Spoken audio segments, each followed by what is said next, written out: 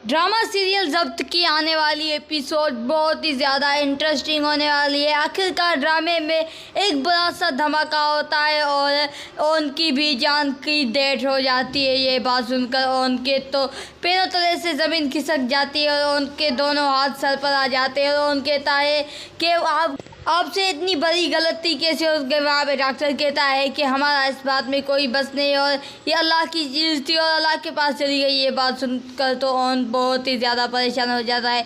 वहाँ पे ओन अपने दिल पर पत्थर रखकर आगे बढ़ता है और आयला को बताता है कि अब तुम्हें परेशान होने की कोई बात नहीं, अब हमारी भी जान इस दुनिया में नहीं रही। वहाँ पर आयला इतनी बड़ी चीख करती है कि आयला की सब पूरी अस्पताल के लोग आयला को देखने लग जाते हैं और आयला से पूछते हैं कि क्या। वहाँ पे आयला बहुत ज़्यादा रोते कहती है कि ये क्या हो गया, हमारा आखिरी सहारा था और वो भी हमसे अल्लाह पाक ने छीन लिया। ये बात तो पूरे परिवार को बहुत ही ज़्यादा परेशान कर देती है और पूरा परिवार बहुत ही ज़्यादा दुखी हो जाता है और ओन कहता है कि अब हमें सब्र करना पड़ेगा। आने वाली एपिसोड में ये भी दिखाया जाता है कि आयला की बहुत ही ज़्यादा तबीयत ख़राब हो जाती है और आयला को अस्पताल लेके जाता है और आयला को डॉक्टर के पास लेके जाता है। वहाँ पे डॉक्टर्स कहते हैं कि तुम्हारे बाप को अपने शोहर को बुलाओ। वहाँ पे ओन जाता है और डॉक्टर के पास जाता है। वहाँ पे डॉक्टर उसको एक ब्रेकिंग न्यूज़ बताता है कि आप अब बाप बनने वाले हो।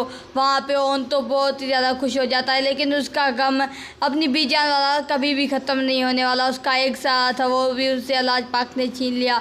ये बात सुनकर तो ओन बहुत ज़्यादा खुश हो जाता है। आयला को बताता है कि अब तुम माँ बनने वाली हो और मैं बाप बनने वाला हूँ। आयला भी बहुत ज़्यादा खुश हो जाती है कि अब हम दोनों की ज़िंदगी फिर नई से शुरू होने वाली है। ये बात ओन और आयला के बड़ी बात होती है कि हम भी अब बाप बनने वाले हैं। इस बात का जब रमला और एहतशाम को पता लगता है तो वो तो बहुत ही ज़्यादा परेशान हो जाता है और उनके पैरों तले से ज़मीन खिसक जाती है। वो कहती है कि अब तो हम बहुत ही ज़्यादा बर्बाद हो गए और आयला अब माँ बनने वाली है।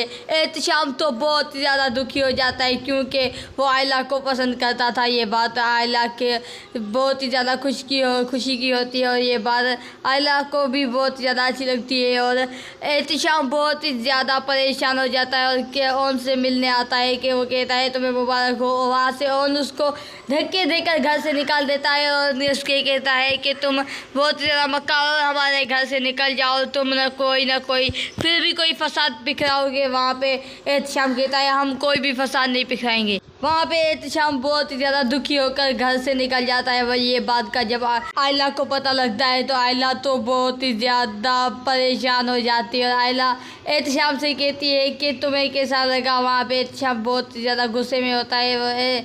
वहाँ पे रमला को कहता है कि तुम यहाँ से निकल जाओ, मेरी ज़िंदगी तुमने बर्बाद करा ली है। वहाँ पे रमला कहती है मैंने क्या किया है। वहाँ पे ये सारा फसाद तुमने ही बिगाड़ा था। वहाँ पे आयला कहती है कि मैंने कुछ भी नहीं किया, तुम्हें कोई गलत फहमी हुई है यहाँ पे।